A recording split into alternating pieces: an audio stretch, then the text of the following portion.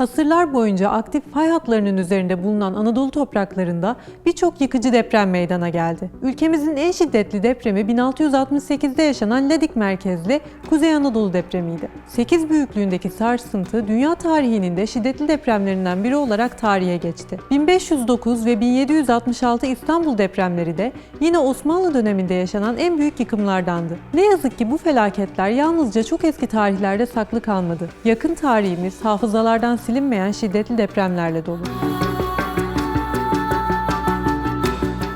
27 Aralık 1939 Erzincan depremi bu coğrafyanın tanık olduğu en büyük felaketlerden biriydi. Kuzey Anadolu fay hattının üzerinde olan Erzincan bu tarihten önce de büyük depremlere sahne olmuştu. Özellikle binli yıllardan itibaren yaşanan depremler dönemin tarihçileri tarafından kayıt altına alınmıştı. 1939'da 7.9 büyüklüğünde meydana gelen depremin etkisi 19. yüzyıldan günümüze dek sürecek olan Kuzey Anadolu fay hattı üzerindeki sarsıntılar serisini başlatacaktı. Deprem bölgesinden gelen ilk haberler oldukça önemliydi. 27 Aralık günü saat 8'de Kemah'tan Ankara'ya çekilen telgrafta depremin gece saat 2 sıralarında olduğu, sarsıntıyla beraber hükümet konağı, ordu müfettişliği, ordu evi, postane ve şehrin en sağlam binaları dahil olmak üzere bütün ev ve dükkanların yıkıldığı, şehrin baştan başa enkaz yığını haline geldiği yazıyordu. Ayrıca 27 Aralık günü Tokat, Samsun ve Ordu'dan da depremin çok büyük olduğu ve acilen insani yardımların yapılmasının zorunlu olduğuna dair Ankara'ya çeşitli telgraflar çekilmişti. Yani deprem Erzincan'ın yanı sıra diğer illerde de büyük yıkımlara yol açmıştı. Kandilli Rasathanesi Müdürü depremin yerin 49 kilometre altından geldiği ve son teknoloji deprem ölçer makinelerin bile bozulduğu ve hayatında ilk defa bu şiddette bir yıkım gördüğünü söylemişti. Deprem öylesine şiddetliydi ki 28 Aralık günü Londra'dan gelen haberlere göre Anadolu'da şiddetli bir depremin meydana geldiği, sismografların iğnelerinin kırıldığı ve bu depremin İsviçre ve İtalya'dan da hissedildiği söyleniyordu. Mevsimin kış olması ve durmak bilmeyen kar yağışı felaketin ölümcül etkisini artırdı. İşte bu yüzden enkazdan sağ çıkanlar da bir süre sonra soğuğa ve açlığa dayanamayıp hayatını kaybediyordu. Yolların kış şartları nedeniyle iyice kapanması ve deprem sonrası yaşanan kaymalar bölgeye yardım gelmesini zorlaştırıyor, yaralıların tedavisi uzuyordu. Durum öyle kötüydü ki depremzedelere yardım edilmesi için bölgedeki mahkumlar tekrar hapse girmeleri ve kaçmamaları şartıyla serbest bırakıldı. Gerçekten de öyle oldu. Yaralıların taşınması, enkazın kaldırılması ve barınakların yapılması için mahkumlar çalıştırıldı. Bu yıkımın etkileri bir neslin hafızasından silinmedi. Dönemin insanları bu depremden hareket adıyla bahsetti. Doğum tarihi 1939'a yakın olan yaşlılar tam yıllarını bilmedikleri için doğumlarını hareketten 2 yıl önce, 3 yıl sonra gibi tanımlarla anlattı. Yani Erzincan depremi bir nesil için milat oldu. Üzerinden çok uzun bir zaman geçmedi. Yalnızca 3 yıl sonra Erzincan depreminden zaten etkilenmiş olan Tokat'ın merkez üs olduğu yeni bir deprem meydana geldi. Tarihe Niksar Erbaa depremi olarak geçti ve 7 büyüklüğündeydi. Takvimler 20 Aralık 1942'yi gösterirken Kurban Bayramı'nın 3. gününde akşam üzeri 5'te gerçekleşmişti. İnsanlar misafirlikte ve kahvelerde toplanmışlardı. Dönemin Tokat valisi yaşananları şöyle anlatmıştı. Deprem saat 17'de oldu. 30 saniye sürdü ve ufki istikametten geldi. Depremin dehşetini Erbaa'da anladım. Yangınlar her yeri sarmıştı.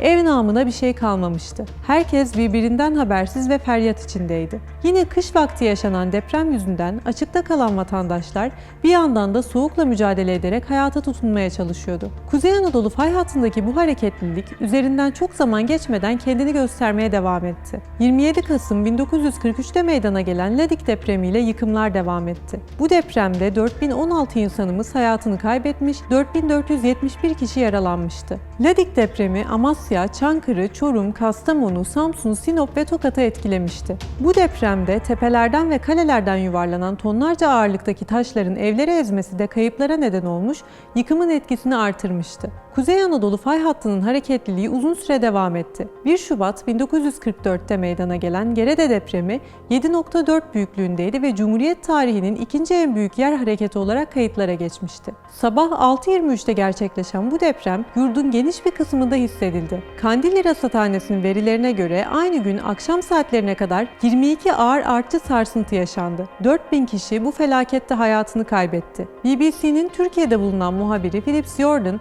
Depremin boyutunu radyoda şu şekilde anlattı. Türkiye matem içindedir. Zelzele sahasında binlerce evladı enkaz altında kalmıştır. Cephelerde harbeden müttefikler bile tabiatın göndermiş olduğu bu felaket yüzünden müttefikimizin bir gün zarfında gömdüğü miktarda asker kaybetmemiştir. 1950'lerden 60'lara dek Doğu ve Kuzey Anadolu fay segmentlerinde pek çok büyük deprem yaşanmaya devam etti. 1966'daki Varto depremi Muş ve çevresini derinden yaraladı. 19 Ağustos günü saat 14.22'de yerin 26 kilometre derinliğinde gerçekleşmişti. Deprem süresinin yaklaşık 20 saniye olduğu rapor edilmişti. 6.9 büyüklüğündeki depremde ana şok ve arç sarsıntıları 100 binin üzerinde insanı evsiz bırakmıştı. 2529 kişi hayatını kaybetmiş, 1500 kişi yaralanmıştı. İlerleyen yıllarda Anadolu topraklarının depremle imtihanı devam etti. 1970 Gediz, 1971 Bingöl, 1975 Muradiye, 1983 Erzurum depremleri yine en çok can kaybının görüldüğü büyük afetler olarak tarihe geçti. İçlerinden Muradiye depremi 1939 Erzincan'ın bir tekrarı gibiydi.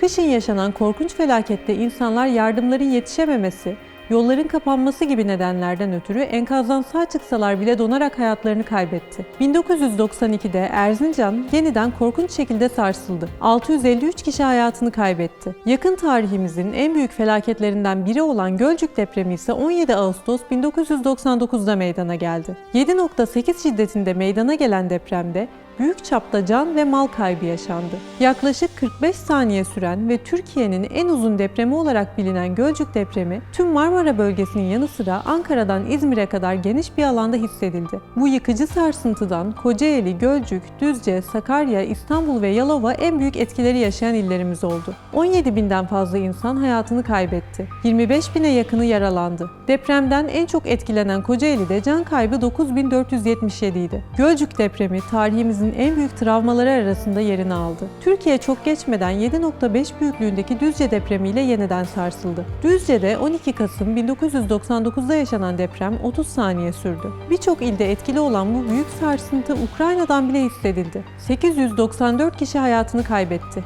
2679 kişi yaralandı ve binlerce kişi evsiz kaldı. Yıllar geçti.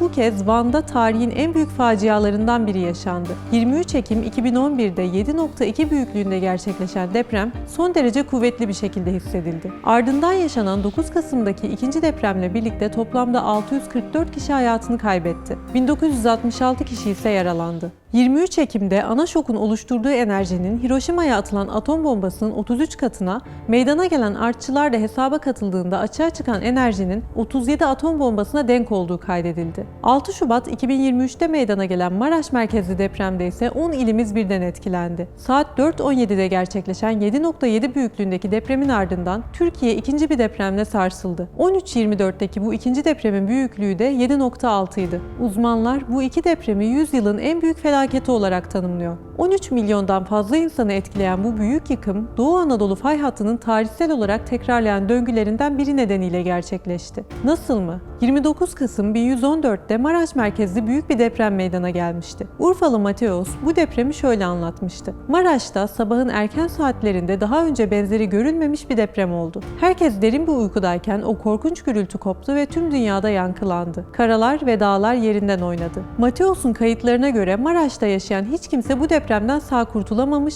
40 bin kişi hayatını kaybetmişti. Süryani Mikail, Maraş'ın temellerinin havaya uçtuğunu, binaların yere döküldüğünü, şehrin kendi halkına mezar olduğunu kaydetti. Felaketin ardından yoğun bir kar yağışı başlamış, çevre bölgelerde evleri yıkılan insanlar soğukla karşı karşıya kalmıştı. 400 yıl geçti, 1513 yılında yine Maraş merkezli bir deprem meydana geldi. Ardından bölge uzun süre sessizliğe gömüldü. Fay kazılarında bölgede daha önce 700'lü yıllarda da bir kırılma yaşanmış olabileceği belirlendi. Yani depremler yaklaşık 400 yıllık aralıklarla meydana geliyordu. 1500'lerden itibaren ise sessiz olan fay segmentinde bir boşluk oluşmuştu. Bu literatüre Maraş sismik boşluğu olarak geçti. Doğu Anadolu fay hattında 19. yüzyıldan itibaren gerçekleşen deprem serisinde bir tek bu boşluk kalmıştı ve son depremle birlikte kırıldı. Cumhuriyet tarihinin en büyük felaketi olarak kayıtlara geçen bu depremde biz bu içeriği hazırlarken can kaybı 19.388'e ulaştı. Çalışmalar hala devam ediyor. Türkiye'nin ve dünyanın dört bir yanından deprem bölgesine yardımlar gidiyor. Bizler de bu süreçte gelişmeleri hem deprem bölgesinden hem de haber merkezinden aktarmaya devam edeceğiz.